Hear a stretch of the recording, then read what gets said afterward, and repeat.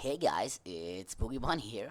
So let's jump straight to our topic, The Legend of Zelda Breath of the Wild.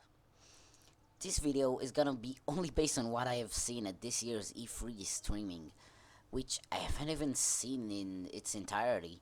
But here's what I have to say about Link's newest piece in this story. I'm gonna start with the most interesting thing in my opinion about this game, the story, or really the lack of story. Actually, that's a bad way to say it. The space you have to fill out your own story.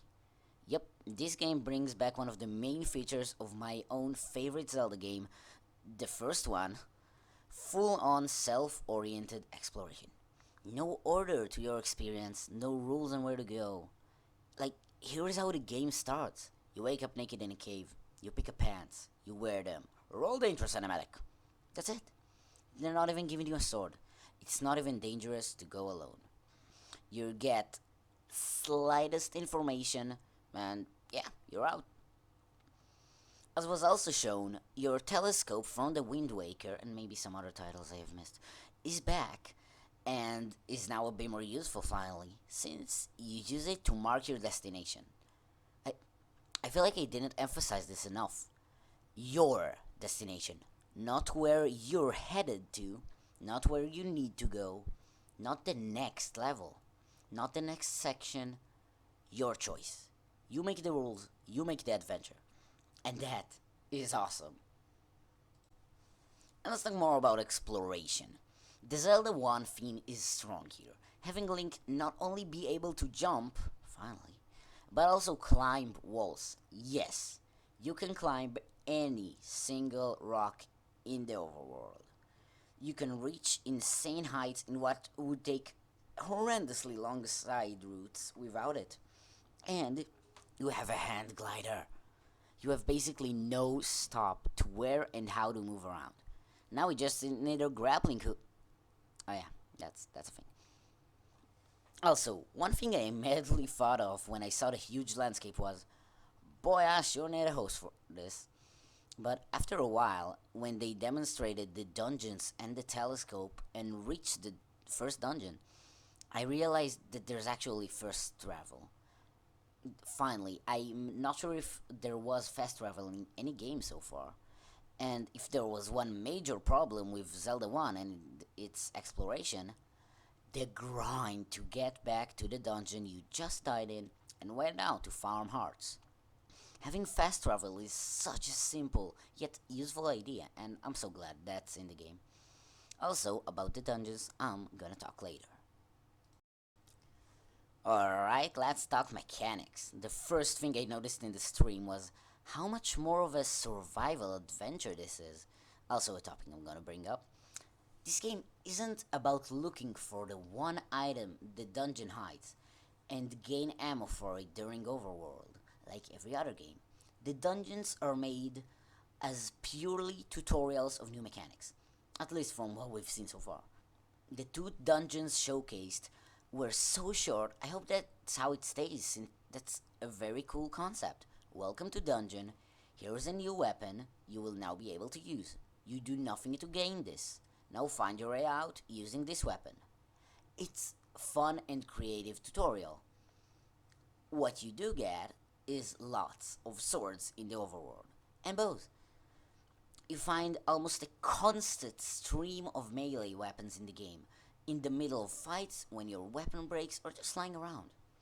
Also, the breaking mechanic is great since it encourages, well, forces really, to get creative with your playstyle, not use the same favorite weapon the entire game, switch playstyle, and always try something new. Also, you can collect pants, Game of the Year 2K17. Remember earlier when I mentioned this reminds me of a survival game? Because when I look back, a lot of what we see from the game looks like it takes heavy inspiration from everything that was successful in, I think, 2013 and 2015.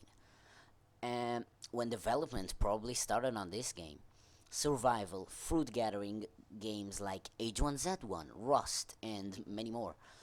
After that, some things really reminded me of Fallout actually, Especially the perfect timing attack thing. Look at this. He just uses VATS. Link has VATS. What is this? The hero of New Vegas? Clocktown 111? Whatever joke I have, it's kinda weird to see stuff from so many games being in Zelda. For example, the classiest of the classic, exploding barrels. Maybe I have an idea here.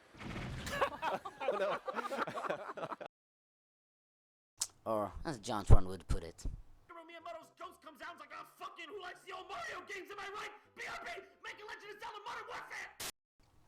and as all Zelda games love to do, even with such a different game as Breath of the Wild, they're fixing things and returning to old traditions, and fixing mistakes people didn't like. So, with the best returning element, exploration, behind us already, let's start with the basics. Enemy encounters. As we've seen from E3, enemies are less of constant lurking golems, more of actual monsters with bases, and they actually respond to daytime.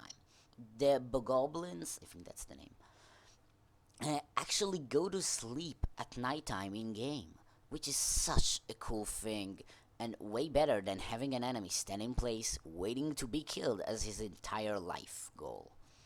And between enemy encounter to another, there is usually enough time to look around, get back to exploring, find some stuff, and after that, the next enemy base is there.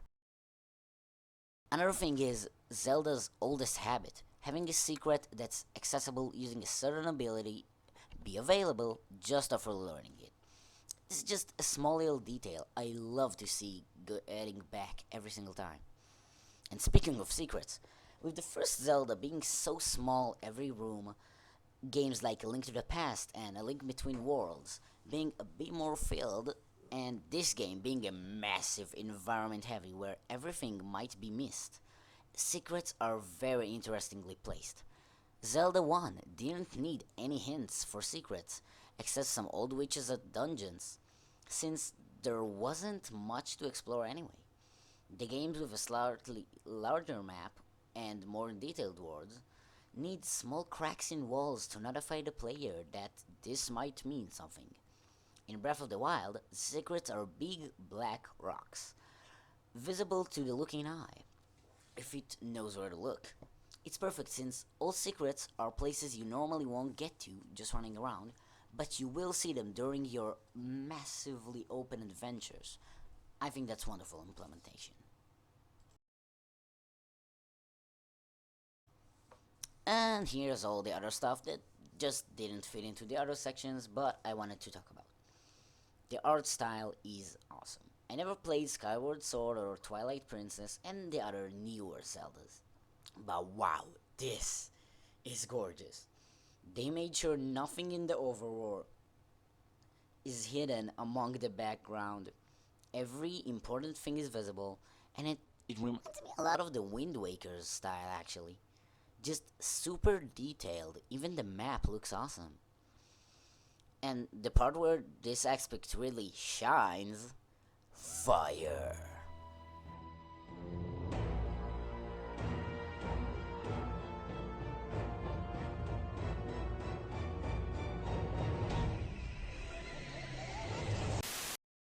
And again, the empty story concept is super cool in my opinion.